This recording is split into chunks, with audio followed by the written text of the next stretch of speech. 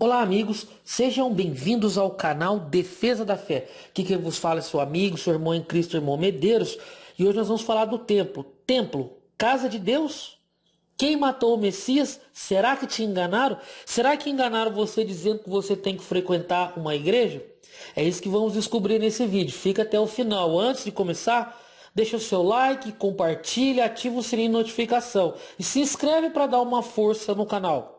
Sem mais delongas, vamos falar um pouquinho a respeito do Salmo 122. Os desigrejados dizem, quando Davi disse, alegrei-me quando me disseram, vamos à casa do Senhor, não poderia se referir à casa do Senhor como templo físico, templo de pedra, como eles chamam. Por quê? Porque ainda não havia sido construído o templo de Salomão. O templo de Salomão, quem construiu foi Salomão, evidentemente, que era filho de Davi. Então isso não poderia se referir a um templo de pedra, a um templo que seja. Eles dizem que Jerusalém é a casa de Deus e não tem necessidade de um templo. Vamos ver se isso é verdade? O Salmo 84 diz assim: quão amáveis são os teus tabernáculos, ó Senhor dos exércitos. Este é o versículo 1. E 1 Crônicas 15 diz assim, versículo 5. 1 Crônicas 17, 5.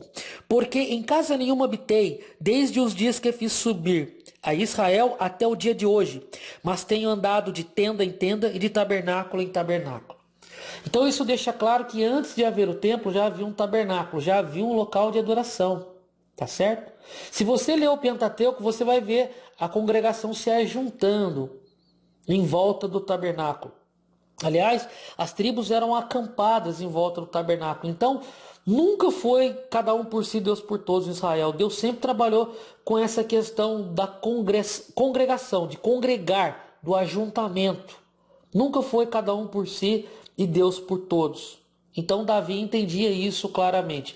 Inclusive, vendo que Deus estava habitando, como Davi mesmo diz, poxa, eu moro numa casa e Deus habita em tendas. Na verdade, essas tendas, o tabernáculo, é uma figura de Cristo. Amém? Ele é uma figura de Cristo. Não quero estender porque o tabernáculo é muito extenso a explicação dele, mas ele é uma figura de Cristo. Mas Davi não via só dessa maneira, ele via que Deus precisava de um templo, de uma casa. Então, ele decidiu construir a casa do Senhor. E alguém diz, mas será que é do Senhor mesmo essa casa? Não é? Eu quero ler mais 2 versículos de Salmos. E por que eu estou lendo bastante os Salmos? Vou explicar para você rapidamente. Olha, quando existem 3 divisões, os livros históricos, os livros proféticos e os livros poéticos, as divisões do Antigo Testamento. Os livros históricos é Deus falando do povo, do homem. Os livros proféticos é Deus falando com o homem. E os livros poéticos, que são os Salmos, por exemplo, é o homem falando com Deus, o homem de Deus. Nós estamos falando da pessoa que está bem com Deus, não é aquela que está mal. E a pessoa que está bem com Deus, Salmo 26, versículo 8, ela diz assim, olha, eu amo o Senhor, a habitação de tua casa e o lugar onde a tua glória assiste. A habitação da tua casa, preste atenção. O Salmo 27, 4 diz assim, uma coisa peço ao Senhor e a buscarei, que eu possa morar na casa do Senhor todos os dias da minha vida, para contemplar a beleza do Senhor e meditar no seu santo templo. Quem foi que disse isso em Salmo 27? O próprio Davi. Ou seja, ele já estava mostrando ali no seu coração que ele ia construir um templo para Deus e que ele queria habitar nesse lugar todos os dias da vida dele. Será que ir ao templo é tão ruim assim? Você que está me ouvindo aí, que está ligado no nosso canal, é você que decide. Eu estou lendo versículos aqui, tá certo? Já expliquei a diferença entre livros históricos, proféticos e poéticos. Vou repetir.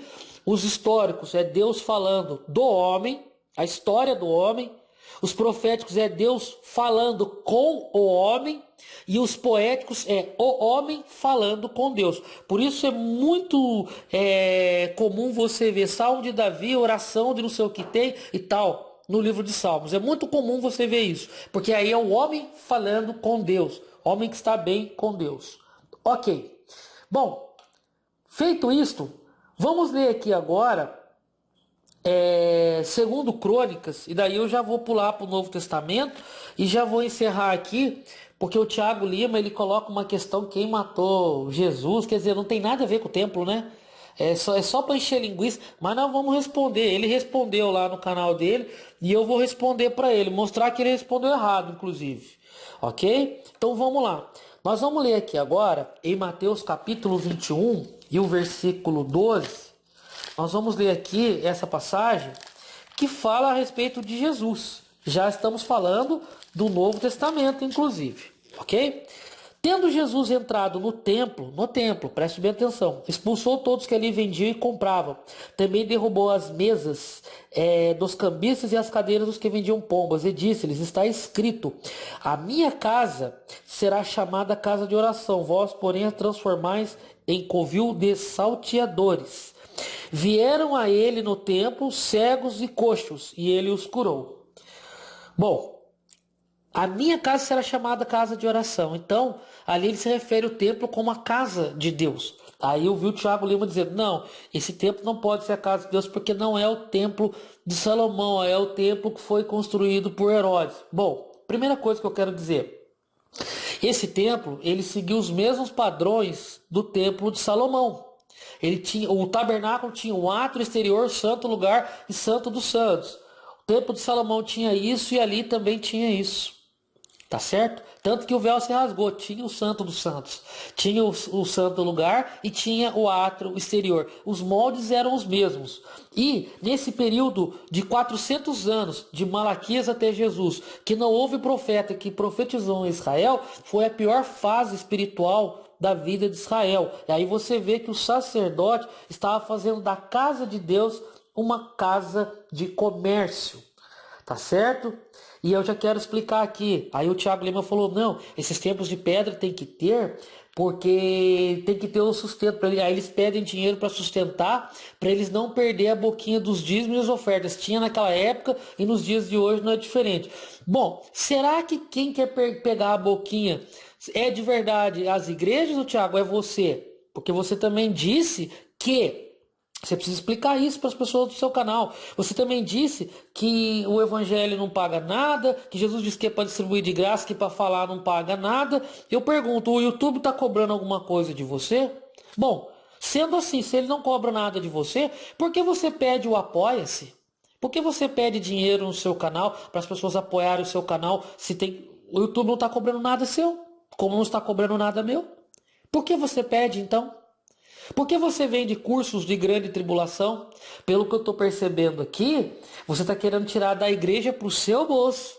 É o que fica claro aqui, tá certo? Só que diferentemente de você, a igreja apresenta um templo, cadeiras, instrumentos musicais para louvar a Deus, programas de televisão, rádio, entre outros, para a propagação do evangelho.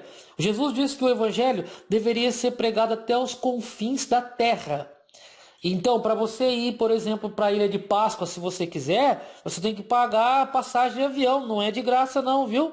Ao contrário de gravar vídeos que é de graça. O YouTube não cobra nada. Então, é estranho você dizer isso. Logo você, né? Que é vendedor de curso de grande tribulação. Bem esquisito da sua parte. Bom, o que percebemos aqui é que Jesus foi ao templo, disse que aquele templo era casa de oração e casa do pai dele.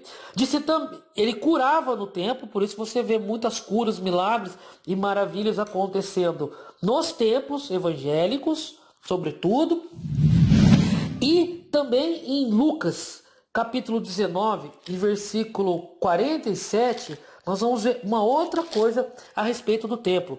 Diariamente Jesus ensinava no templo. Então nós vemos que, como Davi queria morar todos os dias na casa do Senhor, Jesus diariamente, todos os dias, ensinava no templo.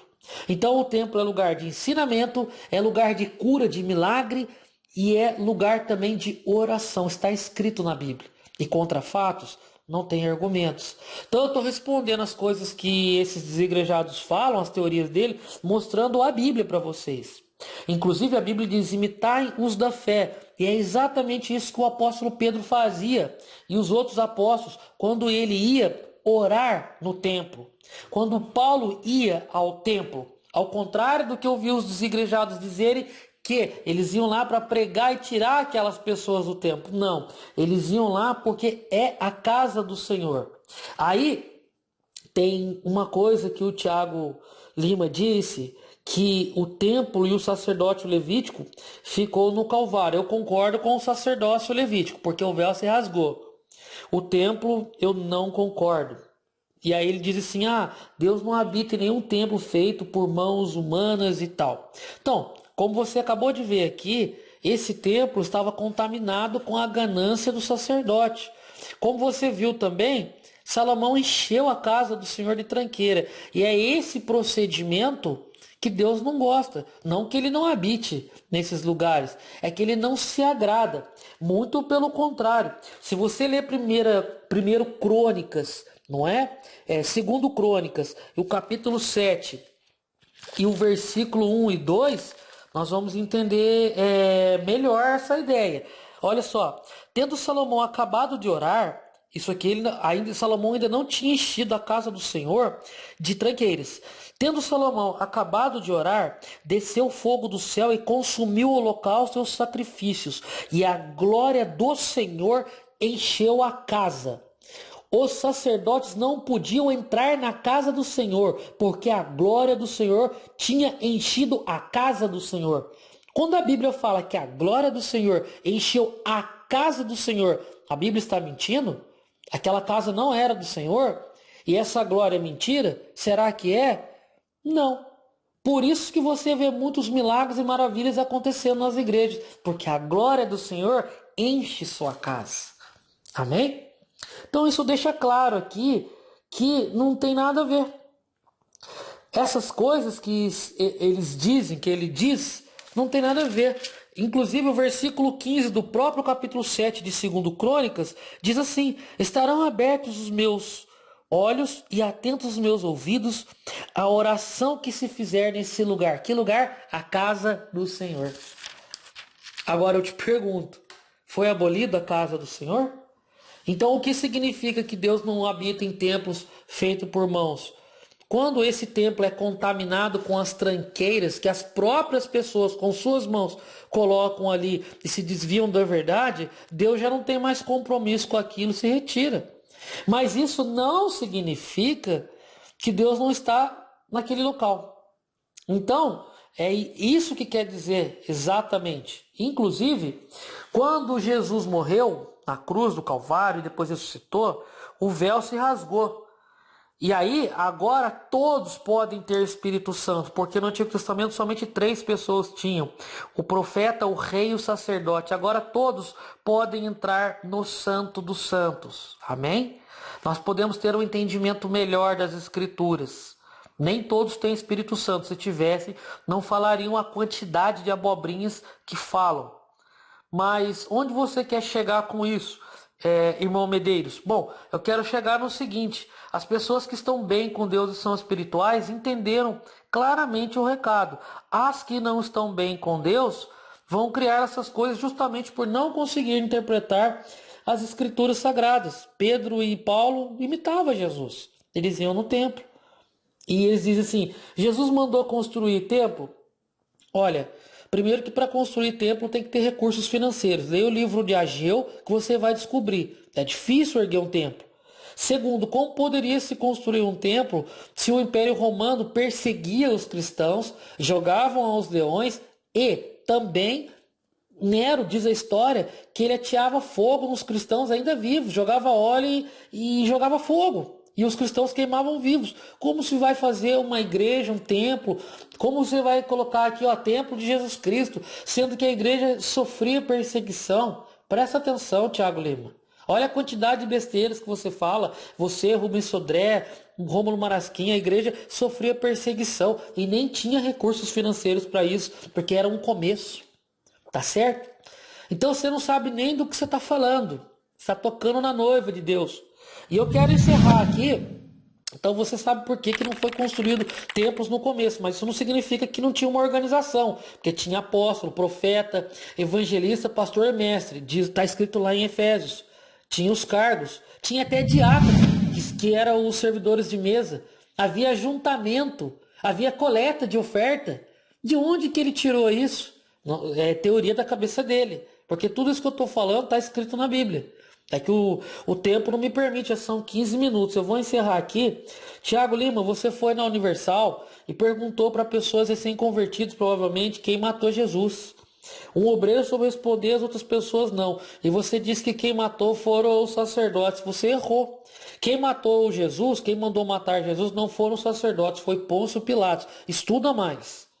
Pôncio Pilatos lavou as mãos e disse: olha, eu não vejo culpa nisso, mas se vocês estão acusando, toma aqui, ó, é o que vocês querem. Então os sacerdotes, eles acusaram. Mas quem matou foi Pôncio Pilatos. Mas quem traiu foi Judas. E eu lhe pergunto, Jesus errou ao escolher Judas? Ele errou? Foi um erro? Não era para ele morrer então? Claro que não. Todo mundo sabe, qualquer cristão que faz 2 semanas que vai na igreja sabe que isso aí era para que se cumprisse o que fora dito por intermédio do profeta Isaías. Jesus ia levar sobre si as nossas enfermidades e os nossos pecados. E nós teríamos acesso à salvação de graça. Tá certo? Agora, quando alguém acredita, por exemplo, em purgatório, ele acredita que alguém tem que purgar no purgatório para que ele vá para o céu. Isso anula a graça de Deus, o amor e a misericórdia de Deus e a cruz, coisa que eu não concordo. E também não concordo, Tiago Lima, com essa visão sua de vender curso de grande tribulação para as pessoas sobreviverem à grande tribulação. Daí, como você disse, as pessoas vão ter que enganar o sistema, usar o sistema contra o próprio sistema, comprar seu sítio, seu pedaço de terra para plantar, se alimentar e poder sobreviver. Ou seja, você está ensinando as pessoas que a salvação vem pelos próprios méritos e não é a graça de Deus e a misericórdia do Senhor. Anulando o amor, a misericórdia e a graça de Deus na vida de quem te segue, Tiago. O que você faz é sério.